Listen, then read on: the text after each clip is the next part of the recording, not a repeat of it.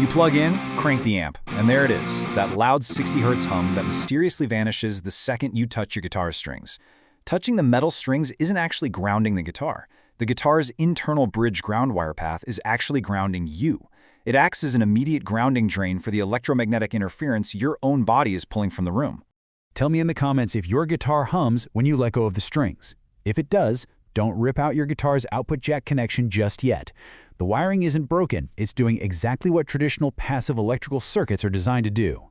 We really need to look closer at this grounding drain concept, which simply means routing stray electrical interference safely to the earth. The metal strings in the bridge hardware are connected to that internal wire path.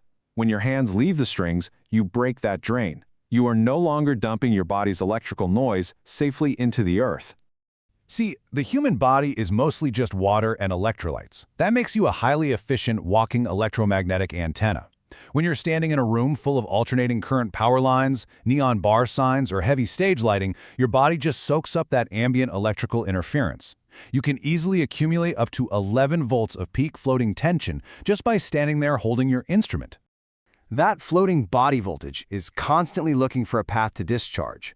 When you step back and take your hands off the metal hardware, you lose the grounding drain. Suddenly, all that trapped electrical noise radiates right out of you like a broadcast signal. You effectively become a human radio tower standing right next to your instrument's pickups. Now, think about how an electric guitar actually translates physical string vibration into an audio signal. A changing magnetic field near the metal pole pieces induces the electrical current.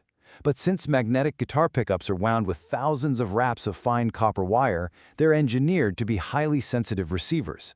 That makes them highly vulnerable to the exact type of noise your body is broadcasting. This noise transfer happens through a phenomenon called capacitive coupling.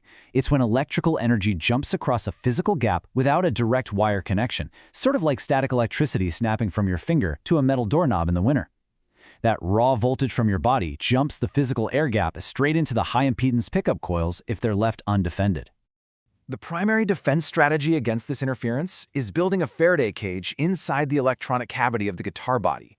A Faraday cage is just a continuous enclosure made of conductive material designed to block external electromagnetic fields. It works exactly like a soundproof isolation booth blocks outside street traffic from reaching a studio microphone. Physically, you're lining the bottom, the walls, and the top of the routed wood cavities with a conductive layer.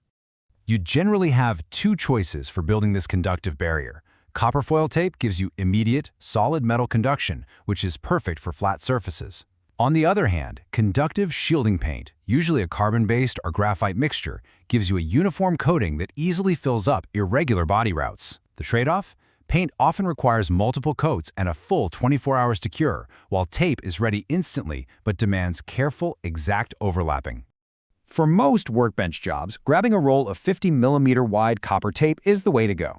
That specific width allows for clean, reliable overlapping inside the guitar's instrument cavity. But here is the crucial detail. You absolutely have to select tape with a conductive adhesive backing. If the glue itself isn't conductive, those overlapping strips of tape act as tiny capacitors instead of a solid metal shield, which completely defeats the purpose of the whole upgrade. This metallic shield has to form a continuous, unbroken barrier. If you miss a tiny spot or accidentally leave a tear in the foil, that gap acts just like an open window on a windy day.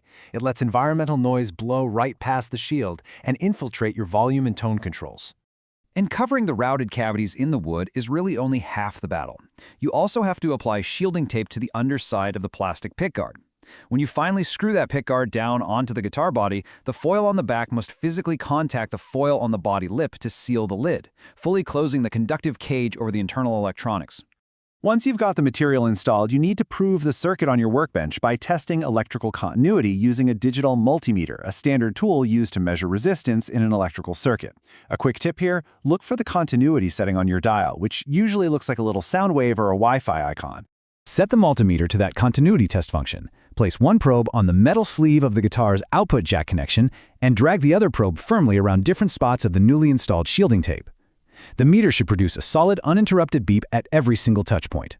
That confirms your entire cavity is successfully bonded together and presenting a path of zero electrical resistance. By connecting this cage directly to the main ground, you're essentially building a black hole for room noise.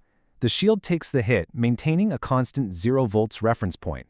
It intercepts the electromagnetic interference radiating from your body and the room and safely dumps that garbage electrical signal straight to the earth.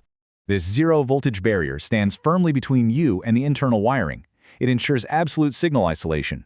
That means the delicate micro-voltage generated by the vibrating guitar strings can now travel from the pickups to the output jack inside a completely silent tunnel, totally isolated from your body's static electrical charge.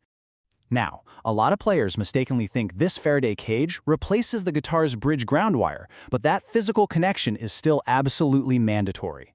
This specific insulated wire must securely connect the metal tremolo block or the fixed bridge hardware to the main ground point. It is completely non-negotiable for safety and proper function. In most wiring layouts, this main ground point is the metal casing of the guitar's volume pot control. All the grounds, the pickups, the bridge wire, the output jack sleeve, and the copper shielding itself must all eventually solder to this central point to avoid creating noisy ground loops. Leaving this wire connected ensures the metal strings continue to act as a proper electrical drain for your body voltage when your hands are actually in a playing position. There is a subtle physical side effect to performing this upgrade. Tightly enclosing the internal wiring with a grounded conductor introduces extra electrical capacitance. This happens because you are effectively sandwiching an insulator, the wire jacket, between two conductors, which are the inner wire and the copper tape. A thorough shielding job adds approximately 90 picofarads of capacitance to the pickup circuit. This added capacitance slightly alters how the magnetic pickups interact with the circuit. If you map this on an EQ curve, that extra capacitance actually shifts the pickup's peak resonance frequency just a tiny bit lower. That peak resonance represents the specific frequency where the pickup produces its highest output before the treble frequencies start to roll off. Because passive guitars run on high Z or high impedance audio circuits, this downward shift technically rolls off a microscopic fraction of your high-end treble, making the instrument's tone marginally darker. But in the real world, say on a loud stage with a drummer or sitting in a dense studio mix, this darkening is practically imperceptible to most players. The practical benefits of this workbench far outweigh any microscopic shift in tone. When you plug that guitar back in, the payoff is immediate. A properly shielded and continuously grounded cavity ensures the instrument remains dead quiet, completely ignoring whether your hands are gripping the neck or hanging by your sides. But going through this intense workshop process leaves us with a much bigger question about modern guitar design. Considering the extreme shielding measures we have to take just to protect traditional magnetic coils from everyday room noise, is it really worth fighting to maintain these passive single coils that force the player to act as the grounding drain? Or is it finally time we permanently migrate to active, low-impedance pickup systems that ignore this interference entirely?